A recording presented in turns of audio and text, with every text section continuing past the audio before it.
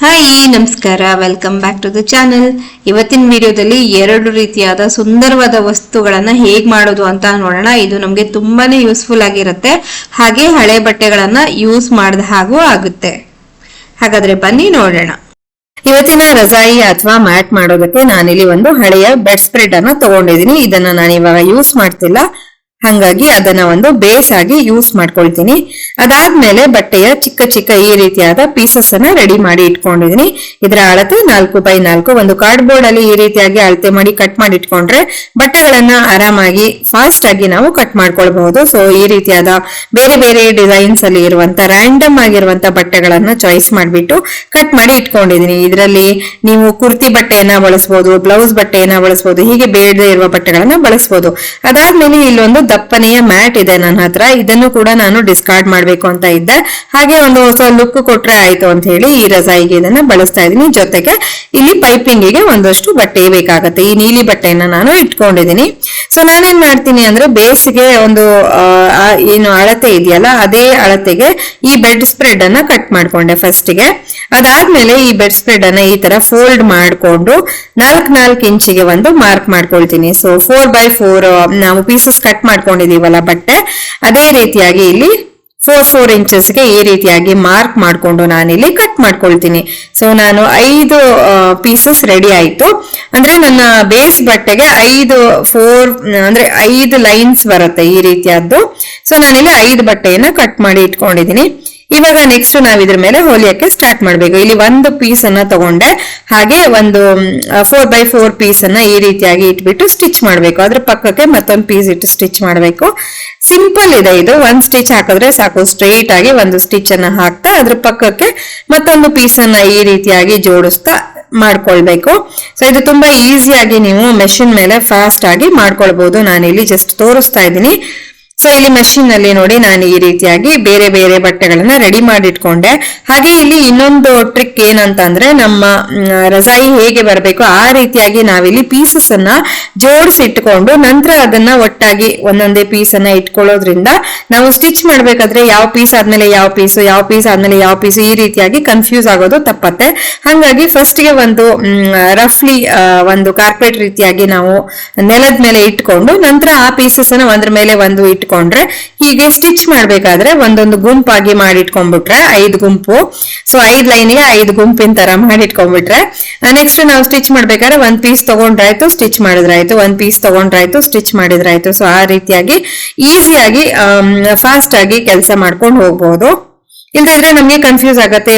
ಆಯ್ತು, ಈಗ second piece ಇದು ಬಂತು, ನೆಕ್ಸ್ಟ್ ಥರ್ಡ್ ಪೀಸ್ ಯಾವ್ದು, ಫೋರ್ತ್ ಪೀಸ್ ಯಾವ್ದು, ಆ ರೀತಿಯಾಗಿ ಆಗತ್ತೆ. ಸೊ ಅದನ್ನ ತಪ್ಪಿಸೋದಕ್ಕೋಸ್ಕರ ಈ ರೀತಿಯಾಗಿ ನಾವು ಮಾಡ್ಕೊಳ್ಬಹುದು. ಫೈನಲ್ ಆಗಿ ಪ್ರಾಡಕ್ಟ್ ನಮ್ಗೆ ಕಷ್ಟ ಅಂತ ಅನ್ಸಿದ್ರು ಸಹ ಮಾಡೋ ವಿಧಾನ ತುಂಬಾನೇ ಈಸಿ ಆಗಿದೆ. ಸ್ಟೆಪ್ ವೈಸ್ ಕರೆಕ್ಟ್ ಆಗಿ ಫಾಲೋ ಮಾಡ್ಕೊಂಡು ಹೋದ್ರೆ ತುಂಬಾನೇ ಈಸಿ ಆಗತ್ತೆ. ಹಾಗೆ ಫ್ರೆಂಡ್ಸ್, ನನ್ನ ಚಾನೆಲ್ ಅಲ್ಲಿ ಇನ್ನೊಂದು ರಜಾಯಿ ಕೂಡ ಮಾಡಿದಿದೆ, ಒಂದು ಸೀರೆಯನ್ನ ಬಳಸಿ ಮಾಡಿರುವಂತದ್ದು.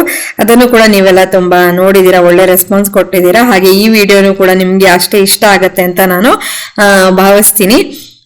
ಸೊ ಇದರಲ್ಲಿ ನಿಮ್ಗೆ ಹೆಚ್ಚಿಗೆ ಖರ್ಚು ಕೂಡ ಏನು ಬರೋದಿಲ್ಲ. ಇರುವಂತಹ ಬಟ್ಟೆಗಳಲ್ಲೇ ಮಾಡಿಕೊಂಡು ಆರಾಮಾಗಿ ಮನೆಯ ಅಂದವನ್ನ ಹೆಚ್ಚಿಸಬಹುದು. ಸೊ ನೋಡಿ, ಈ ರೀತಿಯಾಗಿ ನಾನು ಒಂದ್ರ ಪಕ್ಕ ಒಂದು ಈ ರೀತಿಯಾಗಿ ಸ್ಟಿಚ್ ಮಾಡ್ಕೊಂಡೆ. ನೋಡಿ ಈ ತರ. ಸೊ ಇದೇ ರೀತಿಯಾಗಿ ನಾನು 5 ಪೀಸಸ್ ಅನ್ನ ರೆಡಿ ಮಾಡ್ಕೊಂಡಿದೀನಿ. ನೋಡಿ ಇಲ್ಲಿ ಈ ತರ ಕಾಣಿಸ್ತಾ ಇದೆ. ಸೊ 5 ಪೀಸಸ್ ಈ ರೀತಿಯಾಗಿ ರೆಡಿ ಮಾಡ್ಕೊಂಡ್ಬಿಟ್ರೆ ಏನಾಗತ್ತೆ, ನಮ್ಮ ರಜಾಯಿ ಹೀಗೆ ಸ್ಟಿಚಸ್ ಆ ಕಡೆ ಈ ಕಡೆ ಹೋಗೋದು ಆ ತರ ಆಗೋದಿಲ್ಲ. ಹಾಗಾಗಿ ಇದೊಂದು ಒಳ್ಳೆ ಟ್ರಿಕ್ ಅಂತಾನೆ ಹೇಳ್ಬೋದು. ಈಗ ನೋಡಿ, ನನ್ನ ಮಗಳ ಸಹಾಯದಿಂದ ನಾನೇನ್ ಮಾಡ್ತಿದ್ದೀನಿ, ಬೇಸ್ ಬಟ್ಟೆ ನಾನು ದಪ್ಪದ ಇಟ್ಕೊಂಡಿದ್ನಲ್ಲ ಅದ್ರ ಮೇಲೆ ಈ ರೀತಿಯಾಗಿ ಈ 5 ಪೀಸಸ್ ಅನ್ನ ಜೋಡಿಸ್ಕೊಳ್ತಾ ಇದ್ದೀನಿ.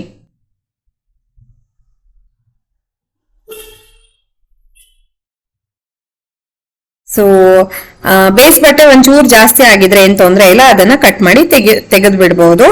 ಸೊ ಈ ರೀತಿಯಾಗಿ ಬರಬೇಕು. ಇವಾಗ ನಾನು ಮತ್ತೆ ಸ್ಟಿಚ್ ಮಾಡಕ್ ಸ್ಟಾರ್ಟ್ ಮಾಡ್ತೀನಿ.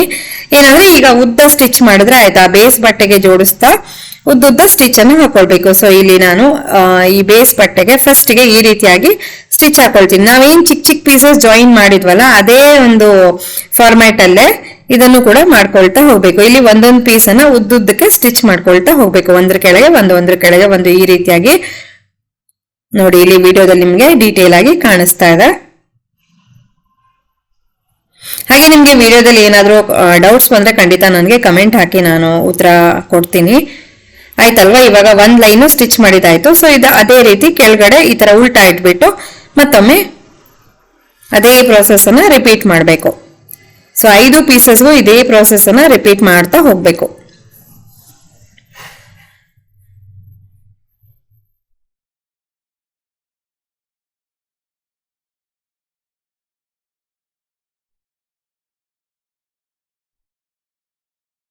ಇಲ್ಲಿ ಸ್ಟಿಚ್ ಕರೆಕ್ಟ್ ಆಗಿ ಬಟ್ಟೆ ಮೇಲೆ ಬರೋ ರೀತಿಯಾಗಿ ನೋಡ್ಕೊಂಡು ನಿಧಾನಕ್ಕೆ ಮಾಡ್ಕೊಂಡ್ರೆ ಆಯ್ತು.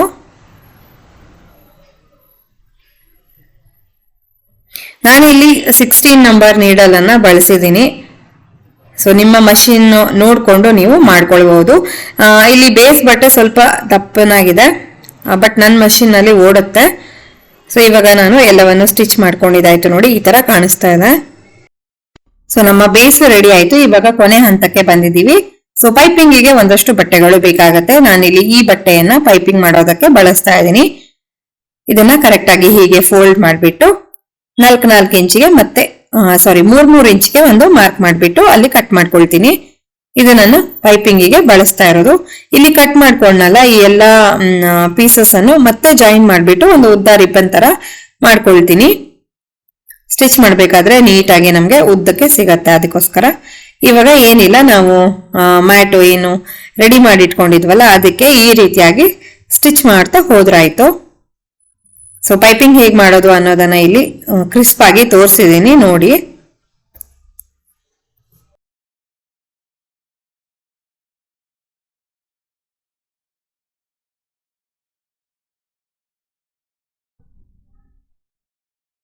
ಇವಾಗ ಏನ್ ಮಾಡ್ತೀನಿ ಅಂದ್ರೆ ಇದನ್ನ ಉಲ್ಟಾ ತಿರ್ಗಿಸ್ಬಿಟ್ಟು ಡಬಲ್ ಫೋಲ್ಡ್ ಮಾಡಿ ಈ ಬಟ್ಟೆಯನ್ನ ಪೈಪಿಂಗ್ ಹಾಕಿ ಫಿನಿಶ್ ಮಾಡಬೇಕು. ಒಂದೇ ಸ್ಟ್ರೇಟ್ ಸ್ಟಿಚ್ ಅಷ್ಟೇ ಇರೋದಿದು. ಸೊ ಮೇಲಿನಿಂದ ಕೆಳಕ್ಕೆ ಇದೇ ರೀತಿಯಾಗಿ ಮಾಡ್ಕೊಳ್ಬಹುದು.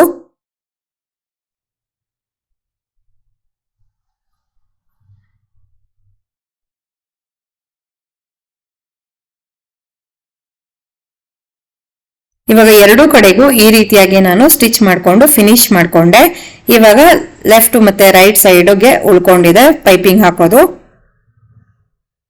ಸೊ ಇಲ್ಲಿ ಫೈನಲ್ ಸ್ಟೇಜ್ ಅಲ್ಲಿ ನಾವು ಪೈಪಿಂಗ್ ಮಾಡೋದು ಹೇಗೆ ಅಂತಂದ್ರೆ, 1/4 ಇಂಚ್ ಆಗುವಷ್ಟು ಬಟ್ಟೆ ಅಥವಾ 1/2 ಇಂಚ್ ಆಗುವಷ್ಟು ಬಟ್ಟೆ ಹಿಂದೆ ಬರೋ ರೀತಿಯಾಗಿ ನಾವು ಪೈಪಿಂಗ್ ಬಟ್ಟೆಯನ್ನ ಇಟ್ಕೊಳ್ಬೇಕು.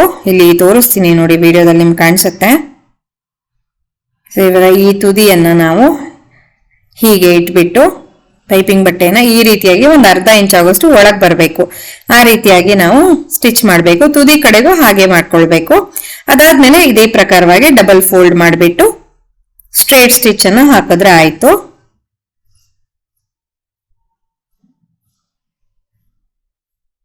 ಎರಡು ಕಡೆಗೂ ಇದೇ ರೀತಿಯಾಗಿ ಮಾಡಿಕೊಂಡು ಫಿನಿಶ್ ಮಾಡ್ಕೊಳ್ಬೇಕು.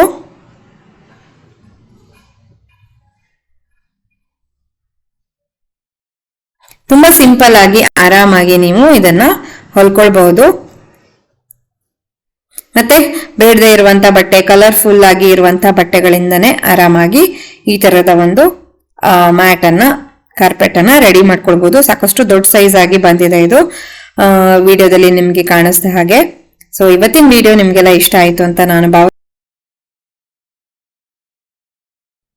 ನಾನಿಲ್ಲಿ ಕೆಲವು ಬಟ್ಟೆಯ ಪೀಸಸ್ಗಳನ್ನ ಮಾಡಿ ಇಟ್ಕೊಂಡಿದ್ದೀನಿ. ಕೆಲವೊಂದು ಹಾಗೆ ರೆಡಿ ಇತ್ತು ನನ್ನ ಹತ್ರ, ಕೆಲವೊಂದು ನಾನು ಬ್ಲೌಸ್ ಪೀಸಿಂದ ಕಟ್ ಮಾಡಿಕೊಂಡೆ. ಹಾಗೆ ಇದರ ಅಗಲ ಏನಿದೆ ಇದು 2.5 ಇಂಚ್ ಇದೆ. ಅಗಲ ಮಾತ್ರ ಎಲ್ಲ ಪೀಸಸ್ ಇಂದು ಸೇಮ್ ಇರಬೇಕು. ಉದ್ದ ಮಾತ್ರ ನಿಮಗೆ ಹೇಗೆ ಸಿಗತ್ತೋ, ಯಾವ ರೀತಿ ಇದೆಯೋ ಬಟ್ಟೆ ಆ ರೀತಿಯಾಗಿ ಬಳಸ್ಕೊಳ್ತಾ ಹೋಗ್ಬೋದು. ಸೊ ನಾನು ಇಲ್ಲಿ ಹಾಗೆ ಮಾಡಿದ್ದೀನಿ. ಅಗಲ ಮಾತ್ರ 2.5 ಇಂಚು ತಗೊಂಡೆ. ಹಾಗೆ ಉಳಿದಂತೆ ಉದ್ದ ಸ್ವಲ್ಪ ರ್ಯಾಂಡಮ್ ಆಗಿ ಇದೆ. ಸೊ ಅದೇ ವಿಶೇಷ ಈ ಒಂದು ಟೇಬಲ್ ರನ್ನರ್ದು. ಇವಾಗ ಏನು ಮಾಡಬೇಕು ಅಂದರೆ ಒಂದ್ರ ಪಕ್ಕ ಒಂದು ಈ ರೀತಿಯಾಗಿ ಕಾಂಟ್ರಾಸ್ಟ್ ಕಲರ್ಸನ್ನು ಜಾಯಿನ್ ಮಾಡ್ತಾ ಹೋಗಬೇಕು. ಸೊ ಈ ರೀತಿಯಾಗಿ ಜಾಯಿನ್ ಮಾಡ್ತಾ ಮಾಡ್ತಾ ಮಾಡ್ತಾ ಒಂದು ಉದ್ದ ರಿಬ್ಬನ್ ಆಗಿ ನಾವು ರೆಡಿ ಮಾಡ್ಕೊಳ್ಬೇಕು ಮೊದಲಿಗೆನೆ. ಮತ್ತು ಏನಾಗುತ್ತೆ, ಸ್ಟಿಚಿಂಗ್ ಮಾಡ್ತಾ ಮಾಡ್ತಾ ಒಂದಷ್ಟು ಬಟ್ಟೆಗಳೆಲ್ಲ ಉಳ್ದಿರತ್ತಲ್ವ, ಹಾಗಾಗಿ ಅದನ್ನು ರಿಯೂಸ್ ಮಾಡಿಕೊಂಡು ಈ ರೀತಿಯಾಗಿ ನಾವು ಅದನ್ನು ಸುಂದರವಾದ ವಸ್ತುಗಳನ್ನಾಗಿ ಮಾರ್ಪಾಡು ಮಾಡಬಹುದು. ನಾನಿಲ್ಲಿ ಒಂದ್ರ ಪಕ್ಕ ಒಂದು ಈ ರೀತಿಯಾಗಿ ಪೀಸಸನ್ನು ಜಾಯಿನ್ ಮಾಡ್ತಾ ಹೋಗ್ತಾ ಇದ್ದೀನಿ.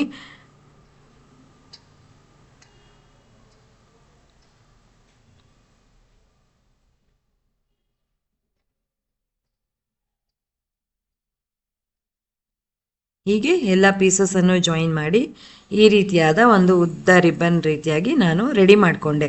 ನೋಡಿ ಇಲ್ಲಿ ಕಾಣಿಸ್ತಿದೆಯಲ್ಲ, ಈ ರೀತಿಯಾಗಿ ಬಂದಿದೆ ಎಲ್ಲವೂ. ಸೊ ಇದರಲ್ಲಿ ಒಂದು ಒಳ್ಳೆ ಟೇಬಲ್ ರನ್ನರ್ ಮಾಡಬಹುದು. ನೆಕ್ಸ್ಟು ನಾನು ಟೇಬಲ್ ರನ್ನರ್ಗೆ ಒಂದು ಬ್ಯಾಕಪ್ ಅಂತ ಬ್ಯಾಕ್ ಕೊಡೋಕ್ಕೆ ಏನಾದರೂ ಬೇಕಲ್ವಾ ಬಟ್ಟೆ. ಸೊ ನಾನಿಲ್ಲಿ ಒಂದು ಹಳೆ ಟವಲ್ ಇತ್ತು ನಂದು, ಅದನ್ನೇ ಬೇಸ್ ಆಗಿ ಯೂಸ್ ಮಾಡ್ತಾ ಇದ್ದೀನಿ. ಮತ್ತು ಇದು ಟೇಬಲ್ ರನ್ನರ್ ಆಗಿರೋದ್ರಿಂದ ಕೇವಲ ಟವಲ್ ಮಾತ್ರ ಬಳಸ್ತಾ ಇದ್ದೀನಿ. ತುಂಬ ಥಿಕ್ನೆಸ್ ಏನು ನನಗೆ ಬೇಕಾಗಿರಲಿಲ್ಲ, ಅದಕ್ಕೋಸ್ಕರ ಈಗ ಏನು ಮಾಡಬೇಕು ಅಂದರೆ ಟವಲಿನ ಒಂದು ಕಡೆಗೆ ಈ ರೀತಿಯಾಗಿ ಈ ಪಟ್ಟಿಯನ್ನು ಇಡ್ತಾ ಬರಬೇಕು.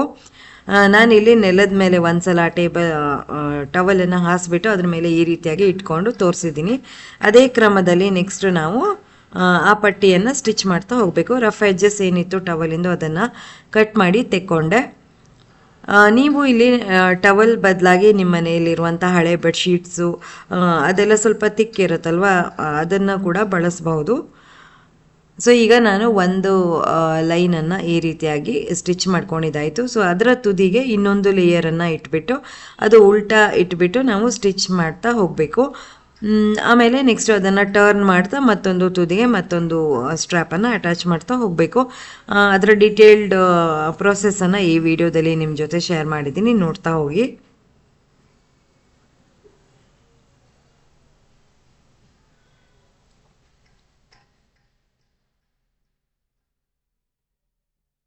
ಸೊ ಸಿಂಪಲ್ ಆಗಿ ಒಂದು ಸ್ಟ್ರೇಟ್ ಸ್ಟಿಚ್ಚನ್ನು ಮಾಡ್ತಾ ಮಾಡ್ತಾ ಈ ಒಂದು ಟೇಬಲ್ ರನ್ನರನ್ನು ಮಾಡಬಹುದು.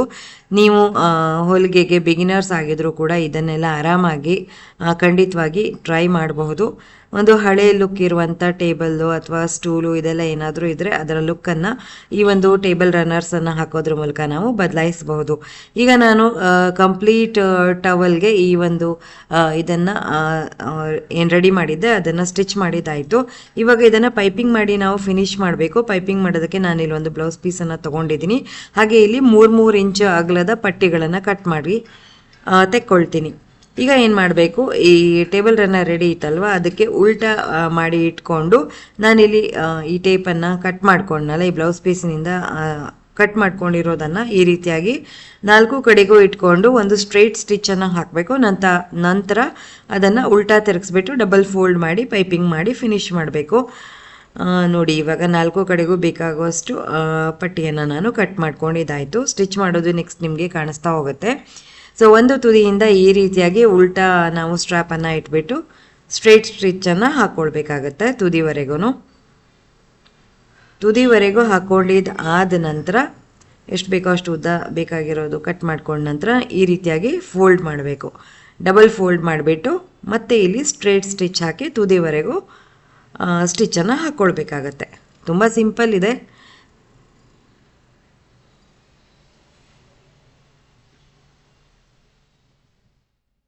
ಇದೇ ಕ್ರಮ ಉಪಯೋಗಿಸ್ಬಿಟ್ಟು ನೀವು ಎಷ್ಟು ದೊಡ್ಡದಾಗಿರುವಂಥ ಮ್ಯಾಟ್ ಕೂಡ ಮಾಡಬಹುದು, ಕಾರ್ಪೆಟ್ ಸೈಜ್ ಕೂಡ ಮಾಡಬಹುದು.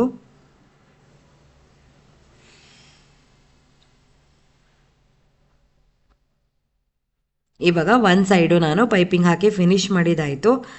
ಸೊ ಇನ್ನೊಂದು ಕಡೆ ನಾವು ಪೈಪಿಂಗ್ ಮಾಡಬೇಕಾದ್ರೆ ಏನು ಮಾಡಬೇಕಾಗತ್ತೆ ಅಂದರೆ ಸುಮಾರು ಒಂದು ಅರ್ಧ ಇಂಚು ಅಥವಾ 3/4 ಇಂಚು ಆಗುವಷ್ಟು ಪಟ್ಟಿಯನ್ನು ಒಳಗೆ ಬರಬೇಕು. ಆ ರೀತಿಯಾಗಿ ಇಟ್ಕೊಂಡು ಸ್ಟಿಚ್ ಮಾಡಿ ನಂತರ ಅದನ್ನು ಡಬಲ್ ಫೋಲ್ಡ್ ಮಾಡಿಬಿಟ್ಟು ಸ್ಟಿಚ್ ಮಾಡಿದ್ರೆ ಫಿನಿಶಿಂಗ್ ನೀಟಾಗಿ ಬರುತ್ತೆ. ಇಲ್ಲಿ ನಿಮಗೆ ನೆಕ್ಸ್ಟ್ ವಿಡಿಯೋದಲ್ಲಿ ಕಾಣಿಸುತ್ತೆ ಅದು.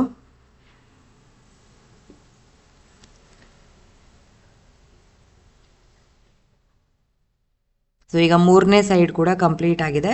ಸೊ ಇಲ್ಲಿ 4ನೇ ಸೈಡು ಪೈಪಿಂಗ್ ಮಾಡಬೇಕಾದ್ರೆ ಮತ್ತೊಮ್ಮೆ ತೋರಿಸ್ತಾ ಇದ್ದೀನಿ. ಸುಮಾರು ಒಂದು ಅರ್ಧ ಇಂಚ್ ಆಗುವಷ್ಟು ಬಟ್ಟೆ ಹಿಂದ್ಗಡೆ ಬರಬೇಕು. ಆ ರೀತಿಯಾಗಿ ಇಟ್ಕೊಂಡು ಸ್ಟಿಚ್ಚನ್ನು ಹಾಕ್ತಾ ಹೋಗಬೇಕು.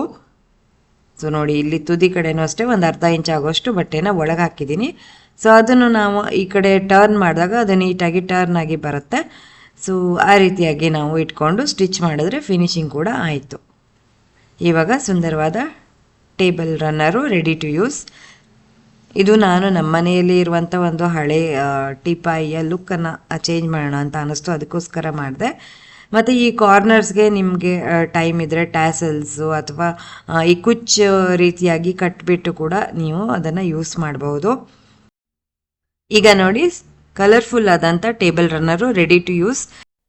ಇವತ್ತಿನ ವಿಡಿಯೋವನ್ನ ನಾನು ಇಲ್ಲಿಗೆ ಮುಗಿಸ್ತಾ ಇದ್ದೀನಿ. ವಿಡಿಯೋ ನಿಮ್ಗೆ ಇಷ್ಟ ಆಗಿದ್ದಲ್ಲಿ ಪ್ಲೀಸ್ ಒಂದು ಲೈಕ್ ಕೊಡಿ. ಚಾನಲ್ಗೆ ಹೊಸಬರಾಗಿದ್ದಲ್ಲಿ ದಯವಿಟ್ಟು ಸಬ್ಸ್ಕ್ರೈಬ್ ಮಾಡ್ಕೊಂಡು ನೋಡಿ ಅಂತ ಹೇಳ್ತಾ ಇನ್ನೊಂದು ಹೊಸ ವಿಡಿಯೋದೊಂದಿಗೆ ಭೇಟಿ ಆಗೋಣ. ಅಲ್ಲಿವರೆಗೂ ಎಲ್ರಿಗೂ ಧನ್ಯವಾದಗಳು. Take care. ಬಾಯ್.